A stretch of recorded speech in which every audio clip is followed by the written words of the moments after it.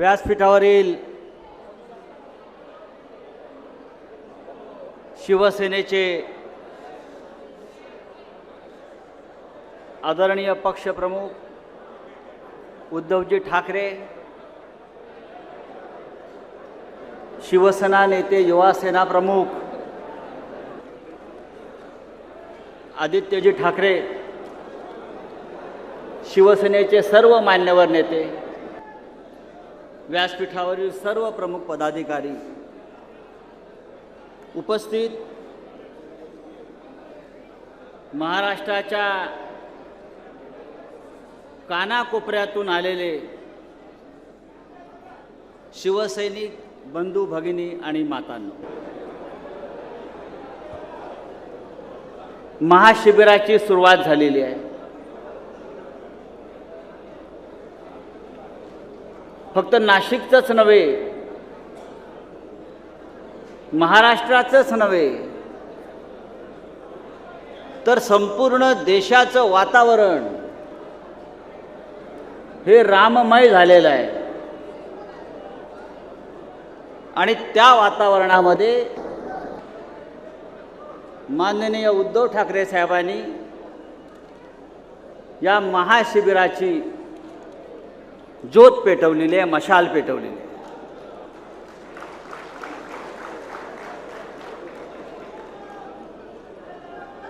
मित्रांनो,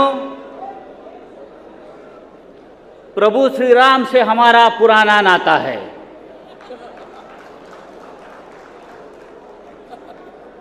श्रीरामाशी शिवसेनेचं अत्यंत जिव्हाळ्याचं, भावनिक आणि जुनं नातं आहे. ते फक्त एखाद्या व्यक्तीचंच असतं असं नाही, एखाद्या पक्षाचं असतं नाही. सगळ्यात जर पुराणं नातं असेल तर ते शिवसेनेचं आहे. शिवसेना नसती तर हे प्रदर्शन सुभाष देसाई साहेबांनी बाजूला लावलंय ते आपण पाहिलं असेल. शिवसेनेचे वाघ नसते तर, शिवसेना नसती तर अयोध्येत काल प्रभू श्रीरामाची प्राणप्रतिष्ठाच होऊ शकली नसती.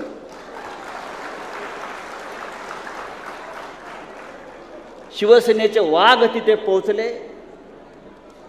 शिवसेनेच्या वाघांनी धैर्य दाखवलं, शौर्य दाखवलं.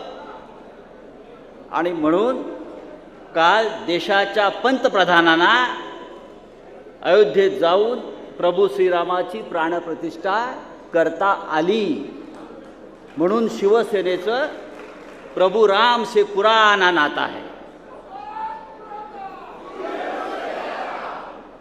लोक म्हणतात शिवसेनेचा संबंध काय रामाशी.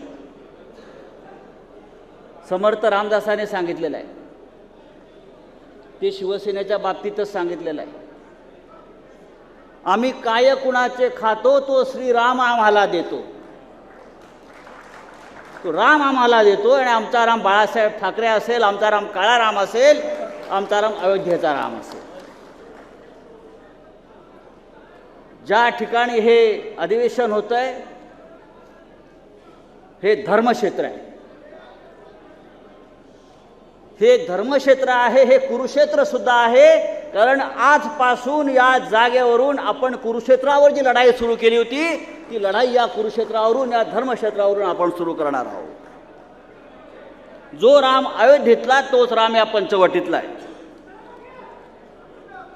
इथे पंचवटी आहे. आणि प्रभू श्री रामाच्या आयुष्यातलं, जीवनातला सगळ्यात मोठा संघर्ष कुठे झाला असेल तर तो या पंचवटीमध्ये, या नाशिक क्षेत्रामध्ये झालेला आहे. आणि म्हणून या पुण्यभूमीची, या युद्धभूमीची जी निवड केली माननीय उद्धव साहेबांनी अधिवेशनासाठी, त्याला एक फार मोठं महत्त्व आहे. मी जेव्हा म्हणतोय की श्रीरामाचं आणि शिवसेनेचं नातं आहे, ते नातं असं आहे, रामाचं जे धैर्य आहे ते शिवसेनेचं धैर्य आहे, लक्षात घ्या. रामाचं जे शौर्य आहे ते शिवसेनेचं शौर्य आहे. आणि रामाचा जो संयम आहे तो उद्धव ठाकरेंचा संयम आहे, उद्धव ठाकरेंचा संयम आहे. नातं आणि आपलं नातं जे म्हणतो धैर्य हे मानव जातीला मिळालेलं सगळ्यात मोठं वरदान आहे. हे धैर्य जर नसतं तर शिवसैनिकांनी बाबरी मशीद तोडली नसती. ते धैर्य आमच्यापाशी होतं म्हणून आमच्या शिवसेनेच्या वाघारी अयोध्येत जाऊन त्यावेळेला बाबरीचे घुमट पाडले आणि भारतीय जनता पक्षाकडे धैर्य नव्हतं म्हणून बाबरी कोसळतात त्यांचं धैर्यही कोसळलं आणि ते म्हणाले हे आमचं काम नाही. आणि त्याच वेळेला वीज कडाडावी तसे बाळासाहेब ठाकरे कडाडले. होय, हे काम जर माझ्या शिवसैनिकांनी केलं असेल तर मला त्या शिवसैनिकांचा अभिमान आहे. हे रामाचं धैर्य, हे बाळासाहेब ठाकरेंचं धैर्य. बाळासाहेब ठाकरेंच्या त्या एका वाक्याविषयी हिंदूंच्या मनातली मरगळ निराशा झटकली गेली. हे धैर्य बाळासाहेबांकडे जे आलं ते प्रभू श्रीरामाकडून आलं. या महाराष्ट्रामध्ये सुद्धा श्रीरामाचं वास्तव्य होतं आणि हे सगळं शौर्य आमच्याकडे श्रीरामाकडून आलं. धैर्य आणि आत्मविश्वास त्याच्यापाशी आहे किंवा जगात कधीच हार जाणार नाही आणि दिल्लीतील रावणशाही समोर झुकणार नाही. रामकथेचा कुठला संदेश असेल तर तो हाच आहे. डरो मत, झुको मत आणि सत्याच्या मार्गाने चला. हा रामकथेचा खरा संदेश आहे. मी आपल्याला सांगू इच्छितो, आपण इथे एका शिबिरासाठी जमलेलो आहोत. आपण इथून काहीतरी घेऊन जाणार आहोत. आपण इथून काय घेऊन जाणार आहोत तर लढण्याची प्रेरणा हे आपण इथून घेऊन जाणार आहोत. दशरथ माझी हे नाव आपण ऐकलं असेल. दशरथ माझी, ज्याला माउंटन मॅन, पर्वत पुरुष म्हणून ओळखला जातो. 22 वर्ष त्यांनी एक पहाड कापण्याचा प्रयत्न केलाय. पर्वत तो कापत होता. 22 वर्ष त्याला एक रस्ता बनवायचा होता. 22 वर्ष त्याने तो पहाड कापला. त्याने जेव्हा पहिला हातोडा त्या पर्वतावर मारला तेव्हा लोकांनी त्याची चेष्टा केली. हा दशरथ मागीला का वेळ लागले का? पण तो धैर्यानं हिमतीनं 22 वर्ष तो पहाड तोडत राहिला, कापत राहिला. तेव्हा त्या पहाडालाही त्याला रस्ता करून द्यावा लागला. तो त्याच्या समोर नम्रपणे उभा राहिला आणि तो सांगितलं त्या पर्वताने, तू धैर्यवान आहेस, तू मनुष्य हिंमतवाला आहेस, चल तुला जो रस्ता बनवायचा आहे, तुला जो मार्ग बनवायचा आहे, तू इथून मार्ग बनव. याला म्हणतात धैर्य आणि शौर्य. काही दिवसापूर्वी मी माननीय उद्धवजींबरोबर कल्याण लोकसभा मतदारसंघात गेलो होतो. प्रचंड स्वागत झालं. स्वागताची तुलना मी करतो प्रभू श्रीराम जेव्हा वनवासानंतर अयोध्येत गेल्यावर त्यांचं ज्या अयोध्येत स्वागत झालं होतं त्या प्रकारचं स्वागत मी कल्याण लोकसभा मतदारसंघात उद्धवजींचं पाहिलं. त्या प्रकारचं स्वागत मी काल नाशिकमध्ये भगूरला गंगातीरी काळाराम मंदिरात पाहिलं. पण मला एका वाक्यानं माझं लक्ष वेधून घेतलं. त्या होर्डिंगवरच्या उद्धवजींच्या त्या होर्डिंगवरती 2 शब्द होते, संयमी योद्धा. संयमी योद्धा. संयमी योद्धा ही उपाधी प्रभू श्रीरामाला शोभून दिसत होती. ही उपाधी आता उद्धव ठाकरेंना शोभून दिसते. संयमी योद्धा. संयम आहे आणि युद्ध करण्याची त्यांच्यामध्ये ताकद आहे. रामायण अयोध्येत कमी घडलं आणि या पंचवटीत जास्त घडलं. या नाशिकमध्ये जास्त घडलंय, या महाराष्ट्रात जास्त घडलेलं आहे. रामाने जे अतुलनीय धैर्य दाखवलं ते या पंचवटीत दाखवलेलं आहे. शूर्पणखेचं नाक जे कापलं ते या पंचवटीत कापलं गेलेलं आहे. आणि रावणाविरुद्ध युद्धाची जी प्रभू श्रीरामानं तुतारी फुंकली ती सुद्धा या पंचवटीतून फुंकलेली आहे. आणि म्हणून आपण या इतिहास उभे आहोत हे लक्षात घ्या. प्रभू श्रीरामाच्या हातामध्ये धनुष्यबाण आहे. मला आता असं वाटायला लागलं उद्धवजी, हळूहळू प्रभू श्रीरामाच्या दुसऱ्या हातामध्ये मशाल येईल. रामालाही वाटेल आता धनुष्य नको, आता मला मशाल हवी आहे, आणि ही मशाल रामाच्या हातात घेऊन हा प्रभू श्रीराम या महाराष्ट्राला नव्हे तर संपूर्ण देशाला एक प्रकाशमान केल्याशिवाय राहणार नाही. श्रीरामावरती कोणाचा अधिकार नाही. कणाकणात राम आहे, मनामनात राम आहे, या महाराष्ट्राच्या माती मातीत राम आहे, आणि फक्त शिवसेनेमध्ये रामाचा प्राण आहे, लक्षात घ्या. हे ढोंग नाही आहे. 33 कोटी देव आहेत. खैरे साहेबांना जास्त माहीत असेल. 33 कोटी देव आमच्या हिंदूंचे आहेत. पण आपण पुजतो किती देवांना? आपण विठ्ठलाला पुजतो, आपण रामाला पुजतो. पण रामाचं धैर्य इतर कोणत्या देवात मला कधी दिसलं नाही, जरी आमचे देव असले तरी. विष्णूचा अवतार 13वा अवतार जन्माला आलेला आहे. भारतीय जनता पक्षामध्ये विष्णूचा 13वा अवतार जन्माला आलेला आहे. भाजप कुळात विष्णूच्या 13व्या अवताराने जन्म घेतलेला आहे. आम्ही आमच्या रामाला पूजू, तुम्ही तुमच्या विष्णूला पूजा, इतकंच मी या क्षणी सांगतो. पण रामाचं धैर्य ते विष्णूचं धैर्य नाहीये, लक्षात घ्या. तुम्ही विष्णू पुराण वाचा, विष्णू पुराण पहा, विष्णूचे चित्र पहा. विष्णूचं धैर्य हे कुंपणावरचे धैर्य आहे, तटस्थ धैर्य आहे. विष्णू शेषनागावर पहुडलेले आहेत. वरती फण्याचं छत्र आहे, लक्ष्मी पाय चेपते आहे, आणि मग तिथून विष्णू संपूर्ण जगाचे हाल अहवाल पाहतायत. पण रामाचं धैर्य जे आहे हे असत्याविरुद्ध पुकारलेलं धैर्य आहे. रामाचं धैर्य जे आहे हे नीतिमत्तेसाठी पुकारलेलं धैर्य आहे. आणि रामाचं धैर्य जे आहे हे रामराज्यामध्ये हुकुमशाहीचा पराभव व्हावा आणि लोकशाही स्थापन व्हावी आणि शिवसेनेवरील अन्याय दूर व्हावा, यासाठी रामाचं धैर्य असं मी मानतो. मी मगाशी संयमाचा उल्लेख केला. प्रभू श्रीराम युवराज होते, प्रभू श्रीराम राजा होता. पण जेव्हा त्याच्यावरती अन्याय झाला तेव्हा त्याला भडकवण्याचे कमी प्रयत्न झाले असतील. पुत्र म्हणून त्याला चिथवण्यात आला असेल, युवराज म्हणून त्याला भडकवलं गेलं असेल, योद्धा म्हणून त्याला चेतवलं असेल, बऱ्याच गोष्टींनी त्याला भडकवलं असेल. पण राम शांत राहिला आणि राम संधीची वाट बघत राहिला.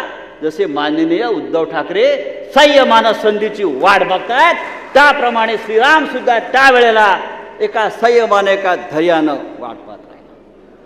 किती अवघड प्रसंग रामाच्या आयुष्यामध्ये आला. एका बाजूला त्याच्या राज्याभिषेकाची तयारी सुरू आहे. अयोध्या सजली, अयोध्या नटली, अयोध्या रंगली आहे. जेवणावळी पंक्ती उठतायत, हवन चालू आहे, संगीत, मेहंदी, बारात, सर्व काही सुरू आहे. अनेक राजघराणी लग्नाला पोचलेली आहेत. वस्त्र तयार आहेत, अलंकार तयार आहेत. राजपुत्र शपथ घेणार म्हणून सचिवांची, त्यांच्या ओएसडींची लगबग सुरू आहे. त्याच वेळी एक जी आर येतो, एक सूचना येते. प्रभू श्रीरामा म्हणजे श्रीरामा, राज्याभिषेक वगैरे नाही. कोट उतरवा, वस्त्र उतरवा, वल्कल नेसा, आणि आपण आता वनवासाला चला. पुढली 14 वर्ष आपल्याला या प्रकारचं जीवन जगायचं आहे. किती कठीण प्रसंग आलाय की हातातलं राज्य जात आहे. राजपुत्र, आपण राजपुत्र आहोत, हे सुद्धा जात आहे आणि आपल्याला वनवासात जावं लागतं आहे. पण रामाचा संयम बघा, जो मी नेहमी उद्धव साहेबांमध्ये आपल्या पाहतो. रामाचा संयम पहा. राज्याभिषेक होऊन मी राजा होतोय, अयोध्येचा स्वामी होतोय, यावर त्याला आनंदाचा उकाळ्या फुटत नाही आहेत. आणि मला सीतेसह, लक्ष्मणासह वनवासात जावं लागतं आहे, म्हणून तो निराश आणि दुःखी सुद्धा नाही आहे. हाच तो संयमी राम. आपण आज काय पाहतो? एखादा अधिकाऱ्याला, आपण मंत्री होतात, आदित्यजी सगळे मंत्री होतात, एखादा अधिकाऱ्याला तुम्ही सांगितलं तुझी चंद्रपूरला बदली करतो, गडचिरोलीला बदली करतो, नको नको नको मला जंगलात पाठवू नका म्हणतात. संपर्क प्रमुखांना म्हणालो जरा चंद्रपूरला काम करा, नको दुसरा एखादा जिल्हा द्या म्हणतात. पण प्रभू श्रीराम हे आपलं राजपाट सोडून हे जंगलात निघाले. त्याने विचारलं नाही. आपण म्हणतो विमान जात आहे का तिथे, हॉटेल आहे का तिकडे, रस्ता आहे का तिकडे. एक गोष्ट आपण इथे समजून घेतली पाहिजे, जो आजच्या या महाशिबिराचा खरा सार आहे आणि तो सार रामकथेमध्ये आहे. म्हणून या रामावर बोलतोय, राजकारणावर बोलत नाही. याच्या महाशिबिराचा जर मुख्य सारांश कोणता असेल तो रामकथेमध्ये आहे, तो रामामध्ये आहे. दशरथ पुत्र राम जोपर्यंत अयोध्येत राहिला तोपर्यंत तो युवराज म्हणून जगला, राम बनून जगला. तो श्रीराम होता. पण राम जेव्हा संघर्ष करून जंगलातून बाहेर आला तेव्हा तो भगवान राम झाला, मर्यादा पुरुषोत्तम राम बनला. यातून आपण शिकायला पाहिजे की आपण जेव्हा संघर्ष करतो आणि संघर्षातून पुढे जातो तेव्हा आपल्याला देवत्व प्राप्त होतं. धैर्य, हिंमत आणि संघर्ष यातून रामाला भगवान राम बनवलेला आहे. हे अद्भुत धैर्य होतं. रामाचा काय कमी अपमान झाला? रामाचाही अपमान झाला, पदोपदी अपमान झाला, जंगलात अपमान झाला, राजमहालात अपमान झाला, सर्वत्र रामाचा अपमान झाला. तो रामानं सहन केला आणि फक्त अपमान करणाऱ्याकडे एक कटाक्ष टाकून राम पाहत राहिला. वेट अँड वॉच, माझी सुद्धा वेळ येईल, आमची सुद्धा वेळ येईल. उद्धव साहेब, वेट अँड वॉच, आपली सुद्धा वेळ येईल. एका गोष्टीचा विचार केला पाहिजे आपण. कंटाळला नाहीत ना रामकथा ऐकून? आता म्हणतो संजय राऊत काय बोलताय, विषयाला सोडून बोलताय. एक विचार करा, राम निघालेला आहे, अयोध्येतून निघालेला आहे, भरजरी वस्त्र घालून निघालेला आहे. हे मी यासाठी सांगतोय की शिवसेनेचा जो आत्मा आहे तो रामकथेमध्ये आहे. शिवसेनेचा जो संघर्ष आहे तो रामाच्या संघर्षामध्ये आहे, तो लक्ष्मण सीतेचा त्यागामध्ये आहे.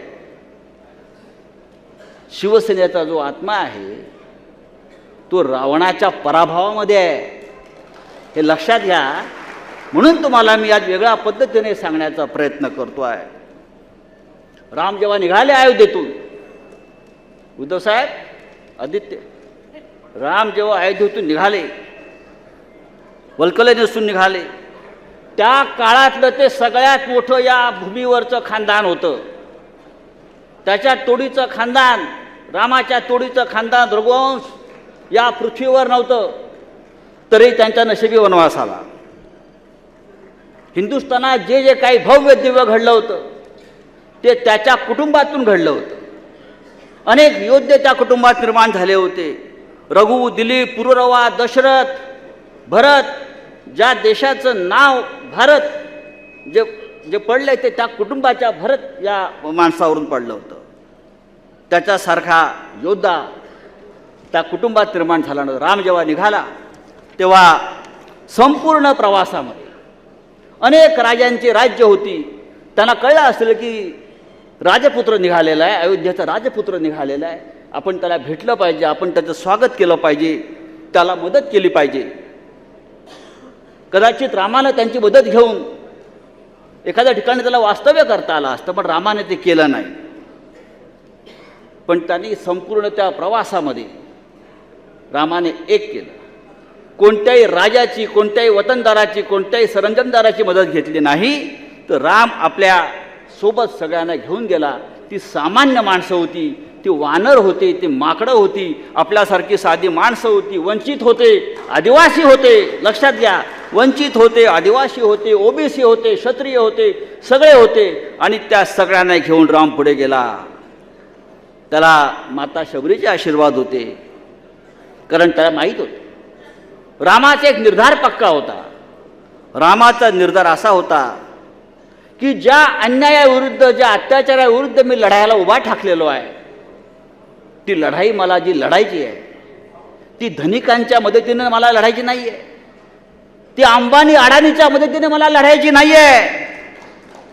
ती लढाई मला या माझ्या सामान्य शूर अशा योद्ध्यांच्या ताकदीवर मला ही लढाई लढायची आहे, त्याने ठरवलं.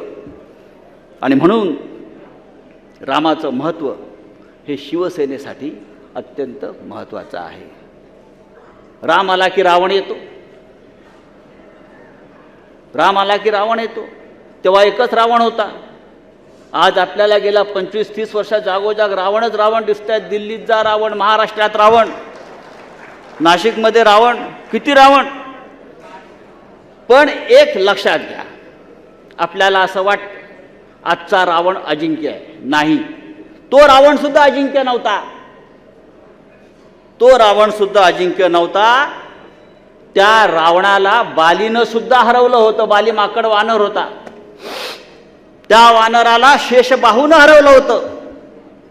बालीने तर रावणाला आपल्या बगलेत त्याचं मुंडकं पकडून त्याची धिंड काढली होती आणि किल्ल्यावर त्याला आपटून मारण्याचा प्रयत्न केला होता.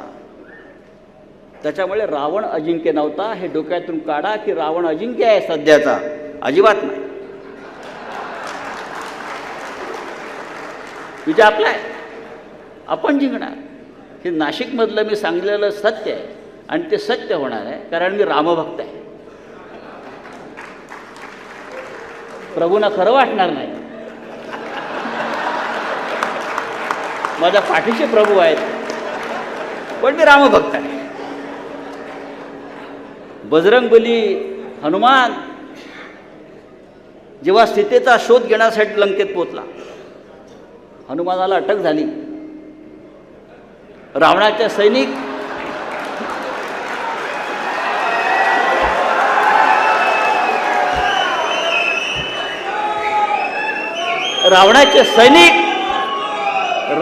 सैनिक त्याला जेरबंद करून रावणाच्या दरबारात घेऊन गेले.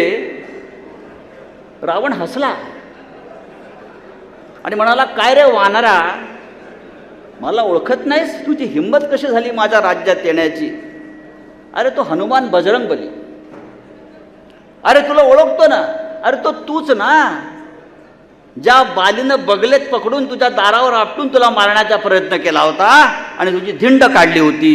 त्याबरोबर रावणाचा चेहरा पडला. हे मी यासाठी सांगतोय, हनुमान भर दरबारामध्ये हे यासाठी म्हणाला, कारण त्याला रावणाचा कॉन्फिडन्स लूज करायचा होता. तुम्ही तुला मारू शत्रूचा कॉन्फिडन्स पहिला लूज केला पाहिजे. अरे कोण भारतीय जनता पक्ष, कोण नरेंद्र मोदी, कोण देवेंद्र फडणवीस, कोण अजित पवार, कोण एकनाथ शिंदे,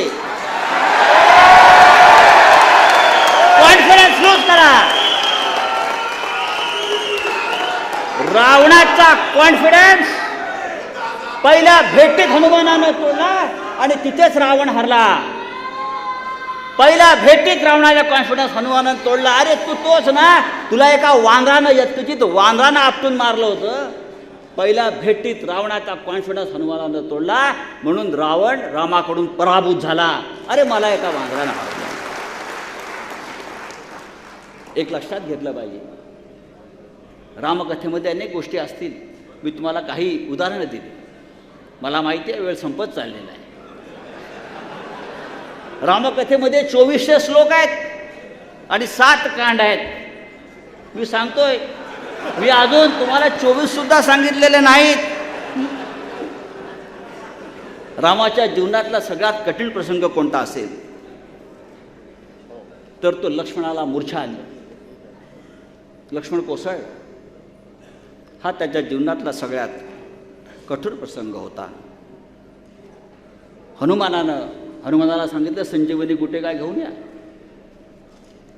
हनुमान विसरला आणि अख्खे मेडिकल स्टोअरच घेऊन आला उचलून.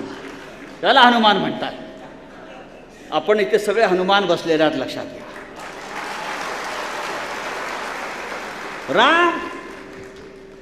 रामामध्ये उत्तम लिडरशिप क्वालिटी होती. रामासारखा नेता झाला नाही, लक्षात घ्या. राम देव नव्हता, राम नेता सुद्धा होता.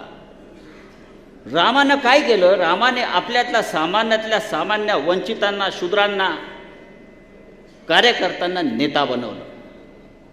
त्याने बालीला नेता केलं, त्याने सुग्रीवाला सेनापती केलं. ज्या सुग्रीवाची बायको बालीनं तिचं हरण केलं होतं, बरं का, त्याने त्या सुग्रीवाला ताकद दिली आणि बालीचा वध केला आणि सुग्रीवाला नेता केला. हे रामाचं नेतृत्व गुण आहेत. रामाने एक अत्यंत महत्त्वाची गोष्ट मी सांगतो आणि हा विषय संपवतो. लिडरशिप क्वालिटी काय असते? जी आपण रामकथेतून शिकली पाहिजे, जी आपण रामाकडून घेतली पाहिजे. हनुमान कोण होता? आपल्या दृष्टीनं हनुमान एक वानर होतं, एक शेपटी त्याला आहे, आपण त्याला पूजा करतो. पण ज्या वेळेला प्रभू श्रीरामानं हनुमानाला सांगितलं की हनुमाना तू लंकेत जा आणि सीतेची ख्याली खुशाली जी का आहे तिला सांग, मी येतो आहे, काळजी करू नकोस. आपण असतं तर काय केलं असतं? आपण एखाद्या शाखा प्रमुखाला जरी काही काम सांगितलं तरी 10 वेळा त्याला समजलंय ना तुला, त्याच्यावरती अजून 2 माणसं आपण नेमतो, अरे बघ तो काय करतो आहे. त्याचा हनुमानावरती विश्वास होता.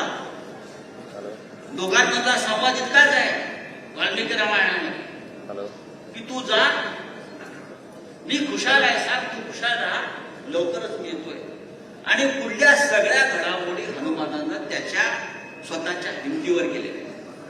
हनुमान गेला, त्याने सूक्ष्मरूप धारण केलं, त्याने लंकिनीला मारलं, त्याने सीतेला हत्या दिली, मग त्याने स्वतःला अटक करून घेतली त्यावेळेला. कारण त्याला रामाच्या दरबारात जायचं होतं, त्याने स्वतःला अटक करून घेतली. त्याला रामाचं राज्य पाहायचं होतं, म्हणून रामाचं राज्य पाहायचं होतं, म्हणून त्याने स्वतःला अटक करून घेतली. तो गेला, रावण चिडला. आता काय करायचं? म्हणजे शेवटाला हाल लावला. आता झालं काय? शेपूट कोणाचं? हनुमान. तेल कोणाचं? राज्य कोणाचं जळालं? त्याला म्हणतात लिडरशिप क्वालिटी. तुझ्या पैशाने तुझं राज्य माझं काही नाही जळालंय, तुझं जळालंय. वाघाच्या शेपटीला काही दुधा पोचली नाही ते. वाघ सुरक्षित आहे, लक्षात घ्या. वाघाचे पत्रे सुरक्षित आहे.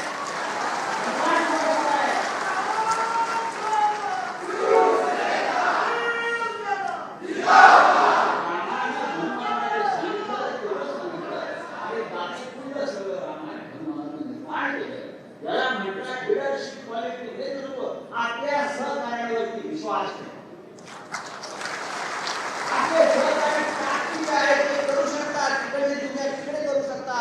उद्धवजी हे एवढे हनुमान इथे बसलेले आहेत.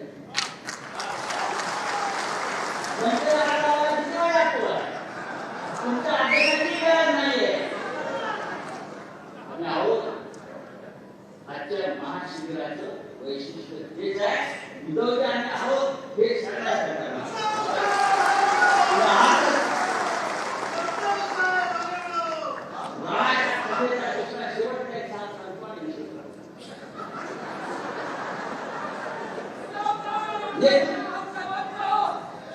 जे ईश्वराने निर्माण केलेलं आहे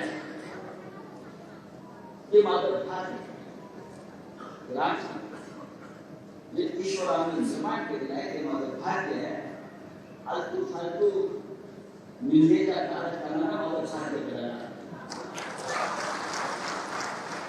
आमच्या भाग्यात आहे त्यावेळी सगळ्यात घडून गेलो.